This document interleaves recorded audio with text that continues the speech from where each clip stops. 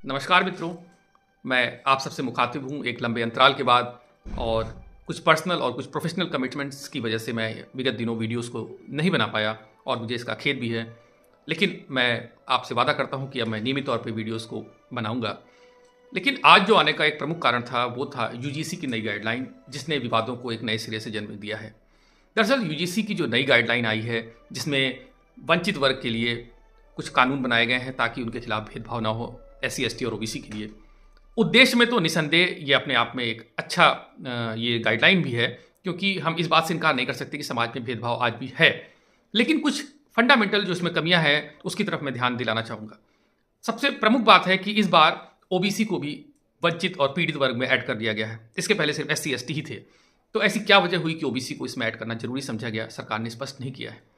लेकिन अब सिर्फ और सिर्फ जनरल जो कैटेगरी है उसको संभावित दोषी मान के चला जा रहा है।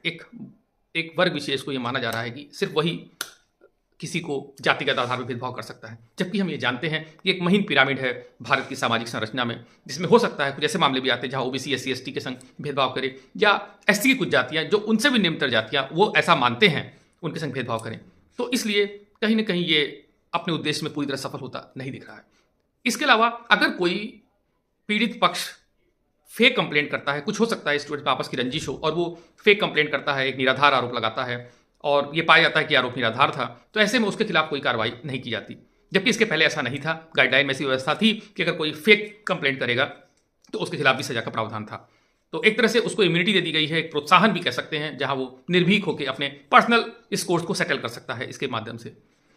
साथ ही सजाएं पहले से ज़्यादा सख्त की गई हैं और इस लिहाज से कुछ ऐसे विवाद है जिन पर ध्यान देने की जरूरत है, क्योंकि अगर आज भी हम जातिगत आधार पर हम इस तरह की गाइडलाइन जारी करते हैं तो कहीं ना कहीं हम एक जाति बोध पैदा कर रहे हैं स्टूडेंट्स के बीच में। और जिस तरह हम इलेक्शंस को अवॉइड करते हैं कुछ कॉलेज यूनिवर्सिटीज़ में कि वहाँ ना हो, ताकि बच्चे के अंदर बहुत राजनीति के अभी इस स्तर पे वो सक्रिय ना हो, तो फिर अभी उसके अंदर ये जाति बोध क्यों पैदा करना? इससे बेहतर होता है कुछ सॉफ्ट स्किल्स, कुछ इस तरह के प्रोग्राम्स, वर्कशॉप होती जो एक कास्ट सेंसिटाइजेशन, उसके प्रति संवेदनशीलता पैदा करती।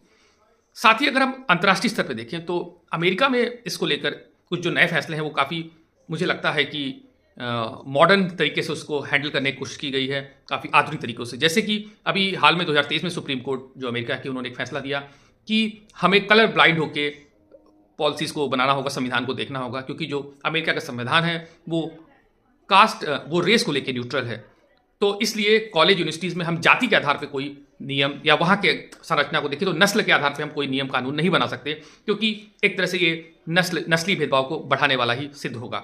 लेकिन हमारे यहाँ इसके उलट हम देख रहे हैं कि चीज़ें हो रही हैं। तो कहीं ना कहीं ये कहा जा रहा है कि एक तो ये एससी एसटी एक्ट जो ऑलरेडी 1989 का अस्तित्व में था उसका एक कैंपस एक्सटेंशन माना जा रहा है, क्योंकि वो पहले से ही उसके लिए प्रावधान थे। और दूसरी बात ये भी कही जा रही है कहीं ना कहीं ये जातिगत तुष्टीकरण की राजनीति भी प्रतीत हो रही है, जिस तरह से ओबीसी को, क्योंकि एक बड़ा वर्ग, एक वोट बैंक है ओबीसी, और कहीं ना कहीं उसको साधने की कोशिश भी की जा रही है। लेकिन मेरा ये सुझाव है कि अब वो समय है कि जहाँ पर हमें विचार करना होगा नए सिरे से कि क्या हम जाति को आधार बना के ही इस तरह की पॉलिसीज़ ला सकते हैं? क्या बेहतर नहीं हो कि हम गांधी जी के रास्ते पे चलकर कुछ चेतना और एक आत्ममंथन की स्थिति लाएं, ताकि कानून की तो हमने एक लिमिट देख ली, कानून के द्वारा हम क्या पा सकते थे लक्ष्य हमने पा के देखा, लेकिन अब जरूरी है कि हम कुछ सॉफ्ट स्किल्स, कुछ चेतना के स्तर पर भी काम करें, ताकि अगर कोई संवेदनशीलता बढ़ेगी स्टूडेंट्स में तो मुझे लगता है कि वो ज़्यादा स्थायी और प्रामाणिक होगी। इस संबंध में आप अपनी राय हमें दे सकते हैं। शुक्रिया।